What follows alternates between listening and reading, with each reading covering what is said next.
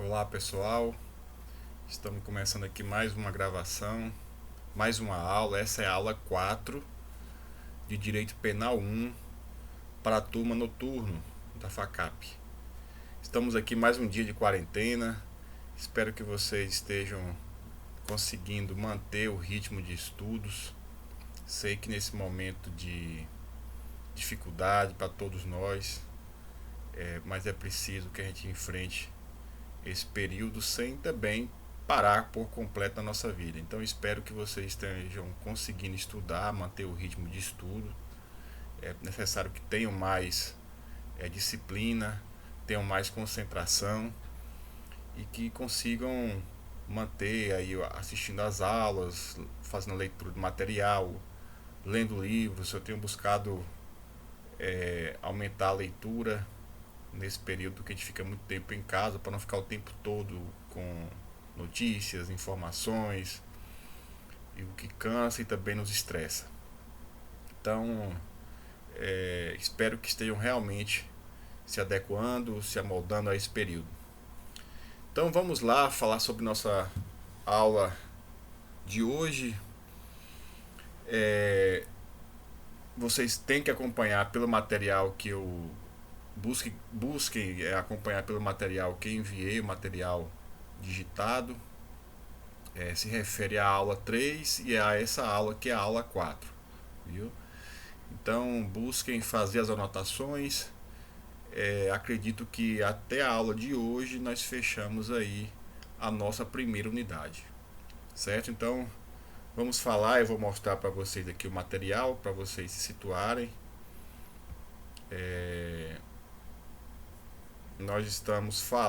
Nós começamos a tratar sobre teoria geral do delito. Eu coloquei material de apoio 2, já que eu já tinha enviado material de apoio 1, que se refere às aulas 1 e 2. E esse material de apoio 2 se refere às aulas 3 e 4, certo? Então nós iniciamos o nosso estudo sobre teoria geral do delito. E nesse nosso estudo nós falamos sobre o conceito de crime, sobre a possibilidade de um conceito estabelecido na lei, e nós pudemos aqui explicar que não se tem, na verdade, um conceito geral de delito na lei, no nosso ordenamento jurídico penal, mas o decreto-lei chamado Decreto-Lei 3.914 de 41, que é o chamado Lei de Introdução ao Código Penal, nos traz uma das distinções entre crime e contravenção penal. Como eu falei na outra aula, nós temos o chamado sistema dicotômico. Eu tenho como gênero infração penal e nós temos espécies crime ou delito, expressões sinônimas, e contravenção penal. As contravenções penais, na sua maioria, estão previstas no Decreto-Lei 3.681 de 41, que é chamada Lei das Contravenções Penais, mas não é só nessa lei que nós temos contravenções penais, mas a grande parte dessas contravenções está exatamente nesse decreto-lei, que é chamada Lei das Contravenções Penais. E nós vimos também na aula passada as principais distinções entre crime e contravenção penal. Nós vamos estudar agora, falamos sobre o conceito formal, conceito material e conceito analítico de infração penal. Nós vamos iniciar o nosso estudo na aula de hoje a falar sobre sujeitos da infração penal. Então, nós estamos na apostila aqui que eu encaminhei para vocês. Nós falamos sobre o conceito de crime, sobre a teoria do delito, como eu estava falando. Estão aqui as principais distinções entre crime e contravenção. Eu coloquei num quadro para que vocês consigam visualizar melhor. Falamos sobre o conceito formal, conceito material e conceito analítico. Nós vamos estudar agora, dentro da teoria geral do delito, os sujeitos da infração penal. Então nós vamos falar sobre sujeito ativo, sujeito passivo e depois vamos falar sobre o objeto da infração penal. Então nós estamos nos conceitos iniciais da teoria geral do delito. Então quando nós falamos em sujeito ativo, voltando aqui, o sujeito ativo da infração penal é aquele que realiza a conduta descrita no tipo penal. Então vejam só, o sujeito ativo é aquele que realiza a conduta descrita no tipo penal. Então, se eu tenho o tipo penal do homicídio no artigo 121 do Código Penal, que fala matar alguém, o sujeito ativo é aquele que mata alguém. Então, é aquele que realiza a conduta descrita no tipo penal. Certo? Esse é o sujeito ativo da infração penal. É aquele que realiza a conduta descrita pelo modelo de comportamento previsto na lei penal. Ele pode praticar o crime de forma isolada, por exemplo, matar, subtrair alguém, como no crime de furto, subtrair, ou ele pode também realizar essa conduta em conjunto. E aí ele pode, o que se chama de concurso de pessoas, ele pode realizar em conjuntos, contribuindo de alguma forma para a prática dessa conduta. Aí nós temos o concurso de pessoas. Ele pode realizar também 2, 3 ou mais pessoas podem realizar uma única conduta, cada um contribuindo de alguma forma. E aí nós temos o que se chama de concurso de pessoas, que pode se dar tanto por meio da coautoria como da participação. Esse assunto, concurso de pessoas, coautoria ou participação, especificamente que está previsto no artigo 29 do Código Penal, vocês vão estudar em Direito Penal 2. Então nós não vamos adentrar nesse assunto. É só para que vocês saibam que é possível que se pratique o crime de forma isolada ou em concurso de agentes, conjuntamente. Pode ser tanto por meio da coautoria como da participação. E aí nós teremos mais de um sujeito ativo realizando a conduta descrita no tipo penal. Então, aquele que, de forma isolada ou em conjunto, realiza a conduta descrita no tipo penal. Para ser sujeito ativo da infração penal, é necessário que tenha imputabilidade, que nós vamos estudar também em teoria do delito.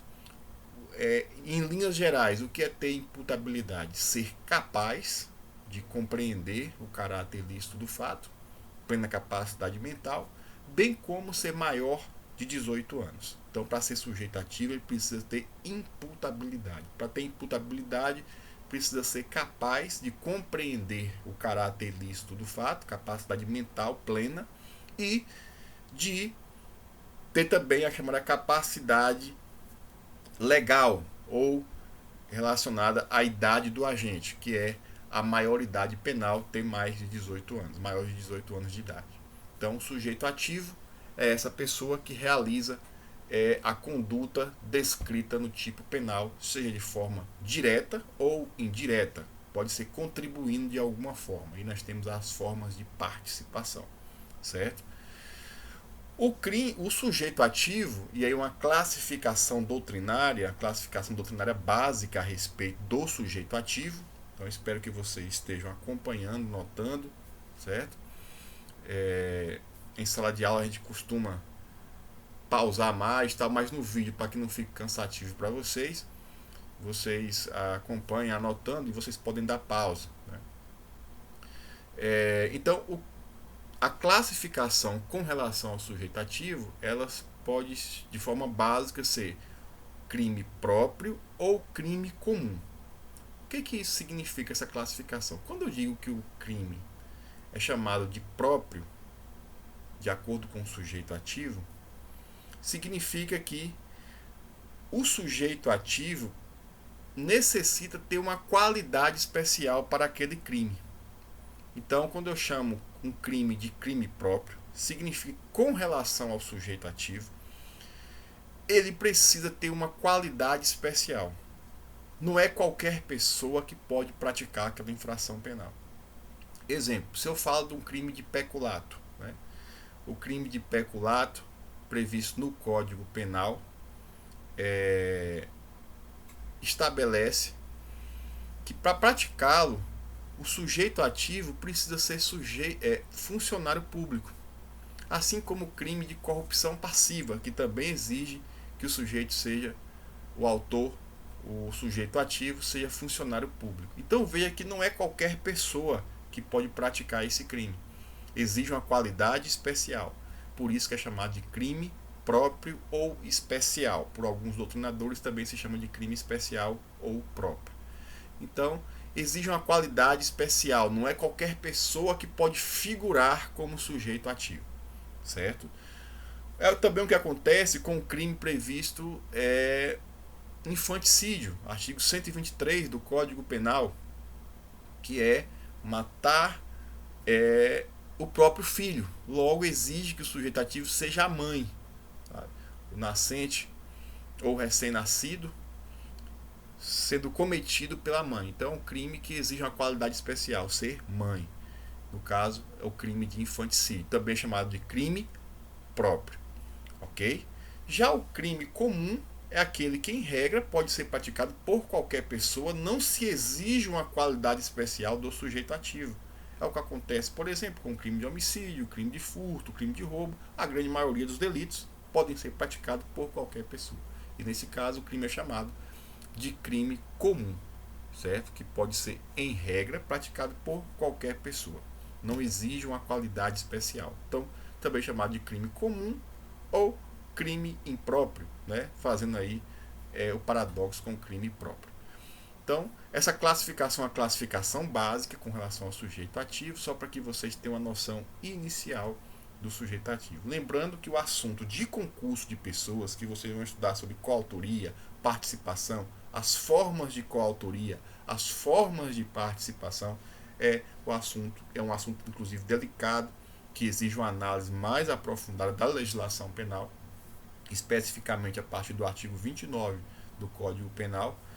Vocês vão estudar em Direito Penal 2, certo? Então, continuando. Quando a gente fala é a pessoa que realiza a conduta prevista no tipo penal, a pergunta que se faz, e aí uma indagação para que nós comecemos a tratar desse assunto, é se quando se fala pessoa, tanto pode ser pessoa física, somente pode ser a pessoa física, ou também pode ser a pessoa jurídica. E aqui está uma controvérsia tanto doutrinária quanto jurisprudencial. Por que a controvérsia? Porque toda a teoria do delito ela foi desenvolvida pensando na conduta realizada por pessoas físicas.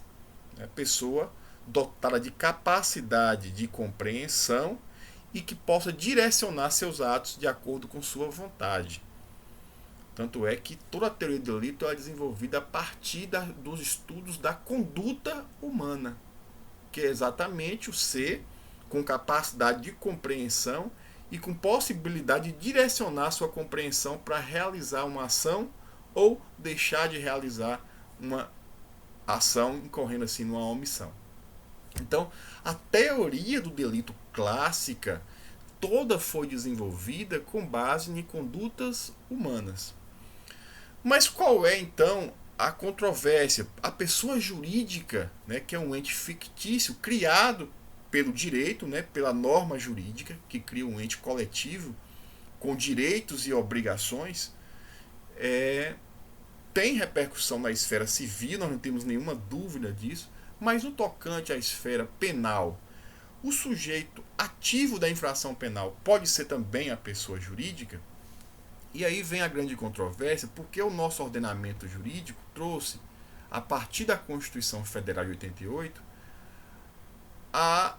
um artigo que, ao tratar do meio ambiente, vou mostrar para vocês aqui, que traz a seguinte redação. Lá no capítulo 6, que trata da proteção do meio ambiente, o artigo 225, parágrafo 3º, eu vou tentar mostrar para vocês aqui, qual é o grande problema. Veja só, o parágrafo 3º diz: as condutas e atividades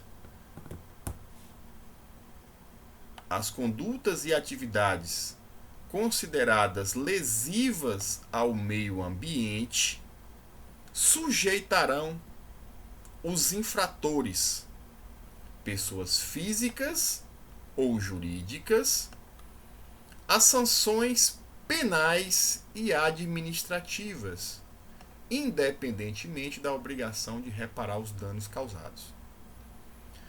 Então vejam só, e aí nós tivemos a lei que trata dos crimes ambientais, que é a lei como forma de tutelar o meio ambiente. O objeto jurídico aqui é o meio ambiente, a lei 9.605 de 98, tratando aqui de tutelar o meio ambiente na forma prevista na Constituição Federal. Veja que a Constituição fala as sanções penais, pessoas físicas ou jurídicas. Daqui nasceu a grande controvérsia. E aí a lei, porque como eu disse para você, a nossa fonte de criminalizar comportamentos é a lei, né? A Constituição não desempenha esse papel. Prevê no artigo 3º, as pessoas jurídicas serão responsabilizadas administrativa, civil e penalmente, conforme o disposto nessa lei.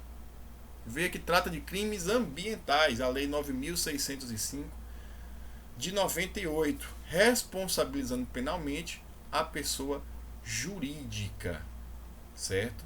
Daí veio o problema e a grande controvérsia é a pessoa jurídica então comete crime, retirando todos os estudos que tinham a respeito da pessoa jurídica não praticar crime, mas só a pessoa física, já que a pessoa jurídica não é dotada de vontade.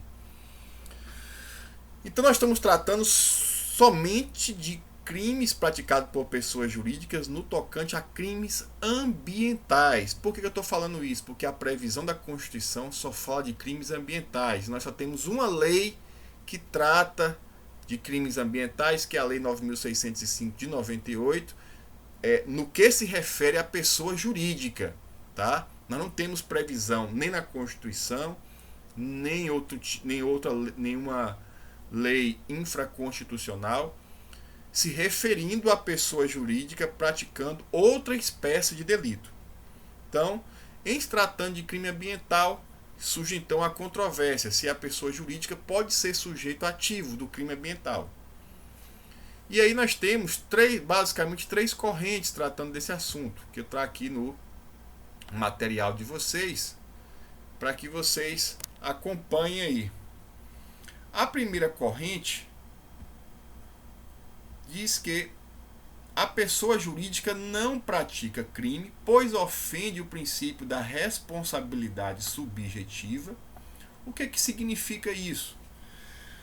Para responsabilizar alguém penalmente, é necessário que essa pessoa venha a se comportar de forma dolosa ou culposa. E o dolo e culpa estão inseridos na conduta humana, que é a pessoa dotada de compreensão e que pode direcionar seu comportamento. Então, o estudo sobre dolo e culpa diz respeito à pessoa física, ao ser humano. A pessoa jurídica não teria capacidade de escolha, já que é um ente fictício. Quem direciona as escolhas da pessoa jurídica é a pessoa física responsável. Então, a pessoa jurídica não pratica crime, ou seja, não poderia praticar, portanto, crime ambiental, pois ofenderia o princípio da responsabilidade subjetiva. Somente a pessoa física tem responsabilidade subjetiva. O princípio da culpabilidade, no sentido de que quem tem culpa somente a pessoa física, tá? E não a pessoa jurídica, que não direciona seus atos, bem como o princípio da personalidade da pena, no sentido de que a pena não pode ultrapassar a pessoa que realizou a conduta. Se responsabilizasse a pessoa jurídica, estaria também responsabilizando eventuais sócios que não tiveram a direção da pessoa jurídica. Por isso que, para essa corrente, a pessoa jurídica não pratica crime. Ela poderia ser responsabilizada administrativamente e civilmente, mas não penalmente. Essa primeira corrente, então, diz que a Constituição só permite a responsabilidade da pessoa jurídica no tocante à responsabilidade administrativa e civil, mas não penalmente, tá?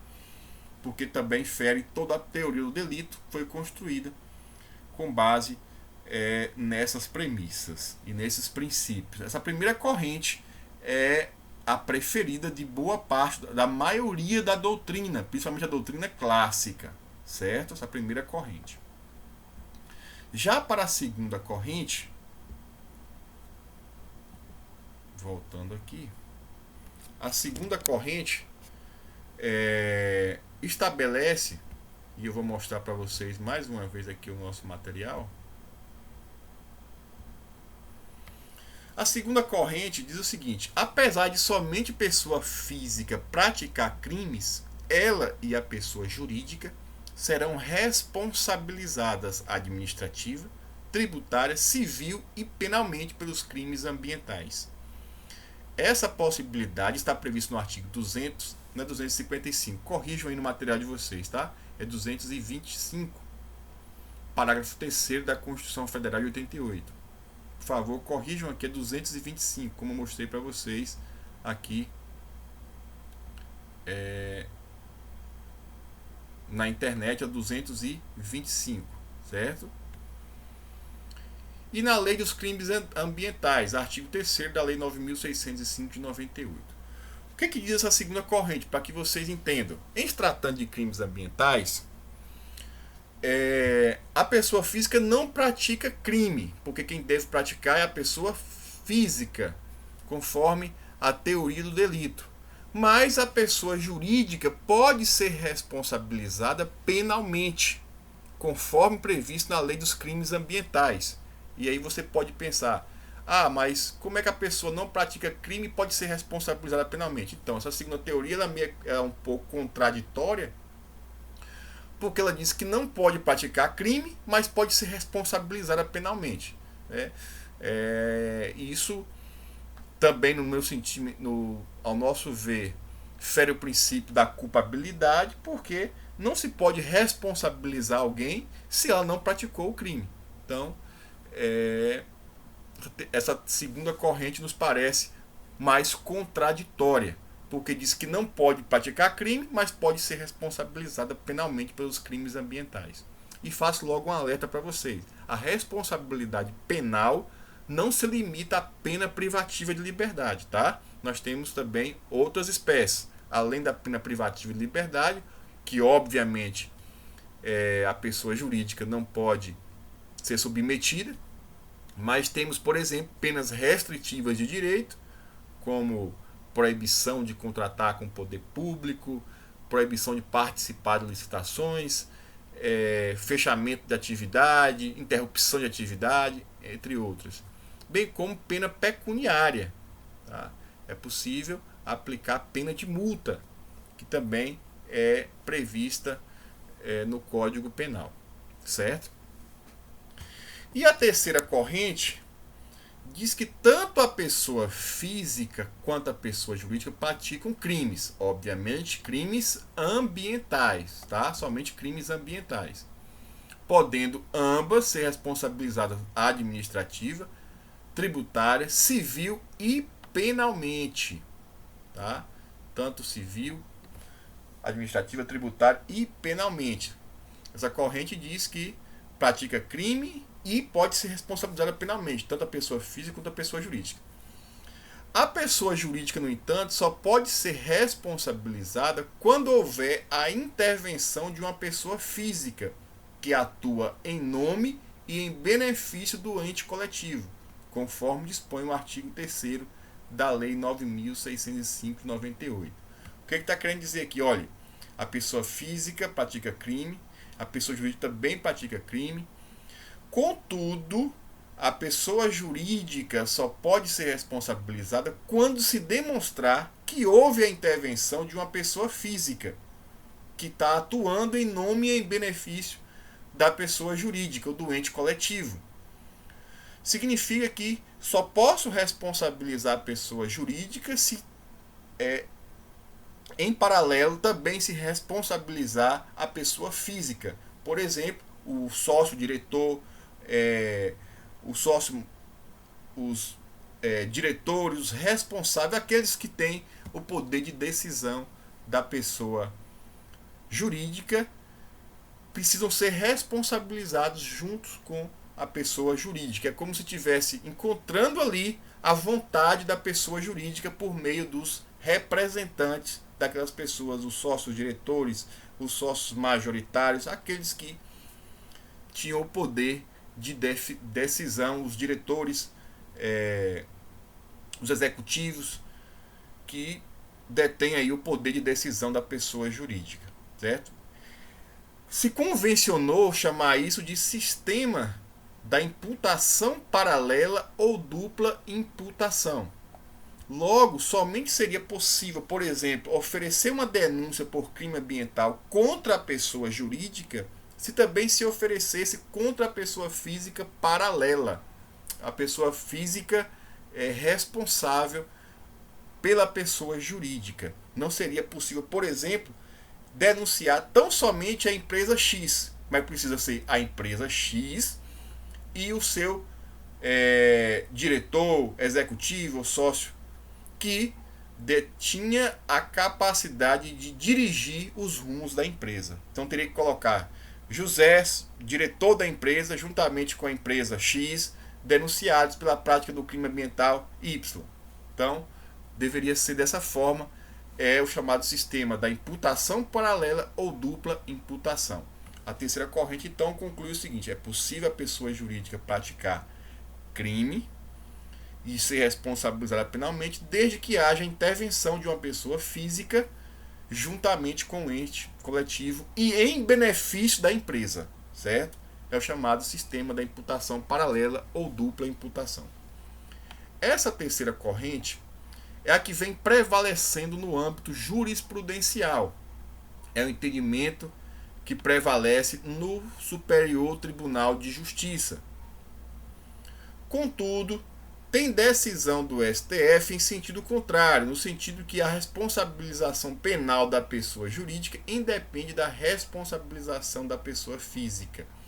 Ou seja, o STF tem decisão no sentido de que não é preciso ter imputação paralela ou dupla imputação. Para o STF, nessas decisões que ainda não são pacíficas no âmbito do STF, mas já são a teoria da imputação paralela ou da imputação já é pacificada no âmbito do STJ, mas no STF ainda não está pacificado o tema, e o STF entende que a pessoa jurídica pode ser responsabilizada penalmente independentemente de se apontar a pessoa física responsável.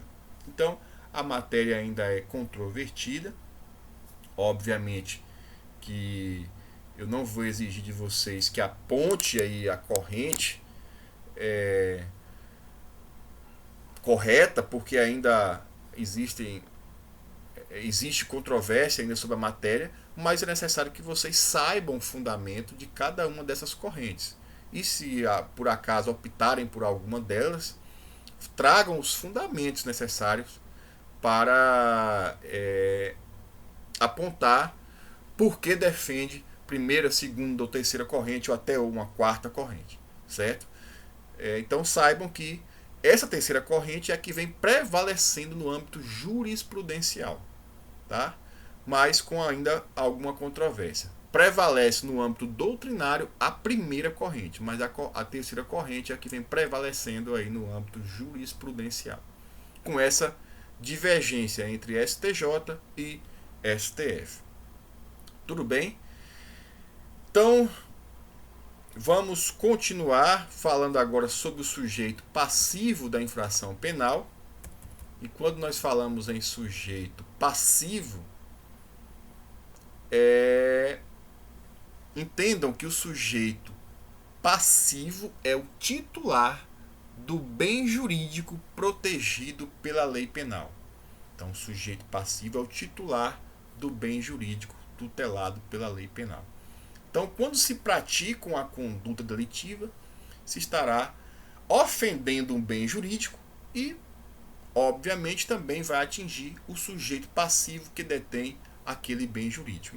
Então, quando a gente fala um crime de homicídio, a pessoa perdeu a vida, porque ela era titular desse bem jurídico, assim como no crime de furto, a pessoa que teve o patrimônio subtraído é o titular daquele bem jurídico que foi subtraído, então ele é o sujeito passivo. Então, daí, quando a gente fala em sujeito passivo, entenda como titular do bem jurídico protegido pela lei penal.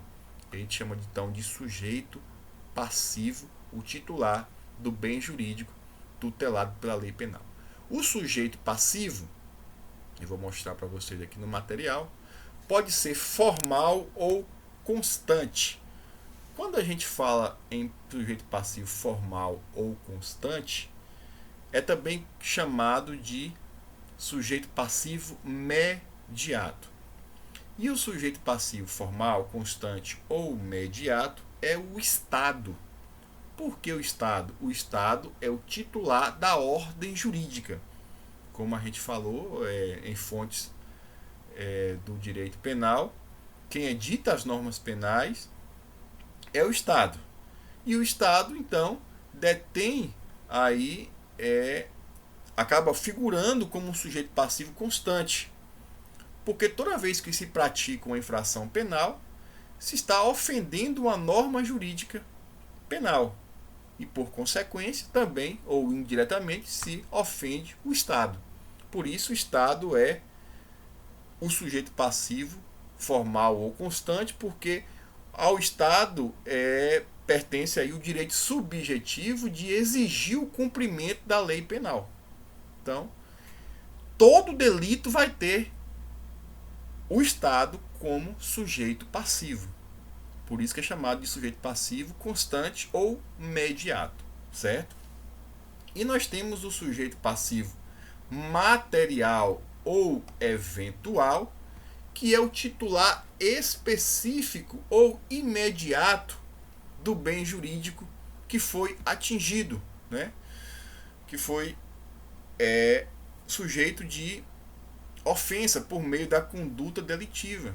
Então, o sujeito passivo específico ou imediato, direto ou acidental, é o titular específico. Então, é o que acontece, por exemplo, num crime de furto, em que a pessoa que teve o bem subtraído é o sujeito passivo material ou eventual, que também vai ter o Estado como sujeito passivo constante ou imediato, assim como no crime de homicídio, no crime de lesão corporal. Então, a vítima ou ofendido é o sujeito passivo material ou eventual. E aí a pergunta: o Estado pode ser também sujeito passivo material ou eventual? E a resposta é sim, como acontece, por exemplo, nos crimes contra a administração pública. Por exemplo, um crime de peculato, um crime de corrupção passiva. O Estado, a administração, é o sujeito passivo material ou eventual.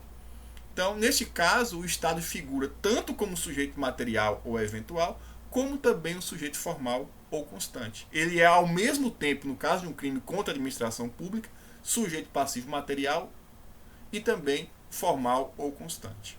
Certo? E nós temos, aí que vocês colocam a observação, o chamado que um crime sem que haja um sujeito passivo determinado, ou um sujeito passivo destituído de personalidade jurídica.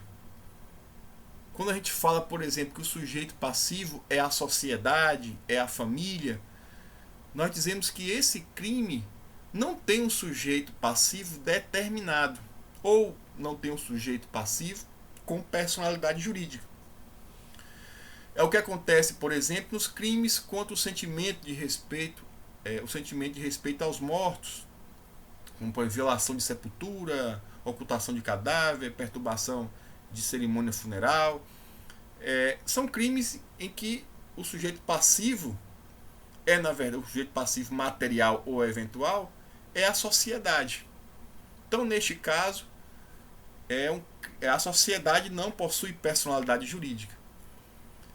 Neste caso, chama esse crime de crime vago, tá? O crime vago é aquele que o sujeito passivo material ou eventual é indeterminado ou destituído de personalidade jurídica. Então, crime vago é aquele em que o sujeito passivo material ou eventual é indeterminado ou destituído de personalidade jurídica. Exemplo: crime de sentimento ao respeito aos mortos, os crimes contra a família, prevista no título 7 do Código Penal, também é exemplo de crime vago. Tá? Vocês coloquem uma observação: crime vago é aquele em que o sujeito passivo material ou eventual é indeterminado ou destituído de personalidade jurídica. A exemplo de dos crimes contra o sentimento de respeito aos mortos ou os crimes contra a família, certo? E aí nós vamos estudar, para fechar essa nossa etapa, o objeto da infração penal. E aí a gente estuda o objeto jurídico e o objeto material. Então, quando a gente estuda o objeto da infração penal, nós falamos em objeto jurídico e em objeto material.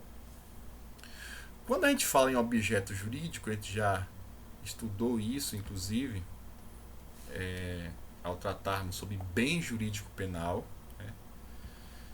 Quando a gente fala em objeto jurídico, entenda como o bem jurídico tutelado pela lei penal.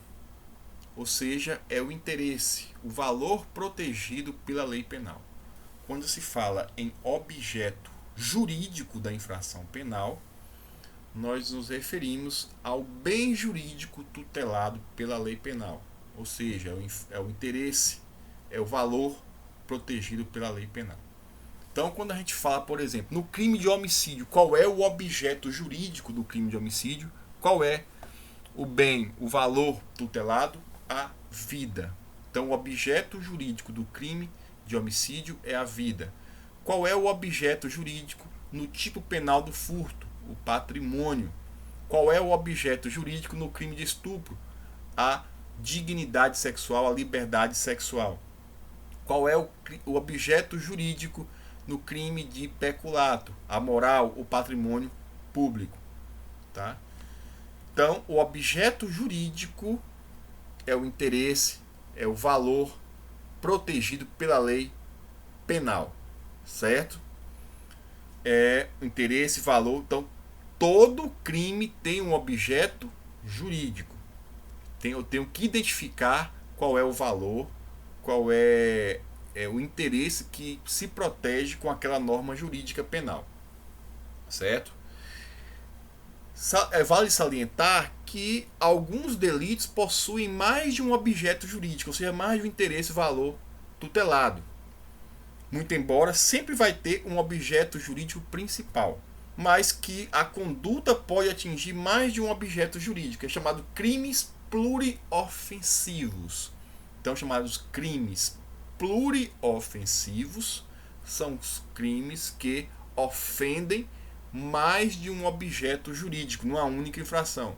Como acontece, por exemplo, no crime de roubos qualificado pela morte, ou roubo seguido de morte, popularmente conhecido como latrocínio. Veja que o objeto jurídico principal é o patrimônio, mas também se atinge a vida. É um crime pluriofensivo. Aquele crime em que se ofende mais de um objeto jurídico. Exemplo, latrocínio. Ofende o patrimônio e também a vida. Ok? E nós temos o objeto material. O objeto material do crime é a pessoa ou a coisa sobre a qual recai a conduta delitiva. Então, a pessoa ou a coisa sobre a qual recai a conduta delitiva, certo?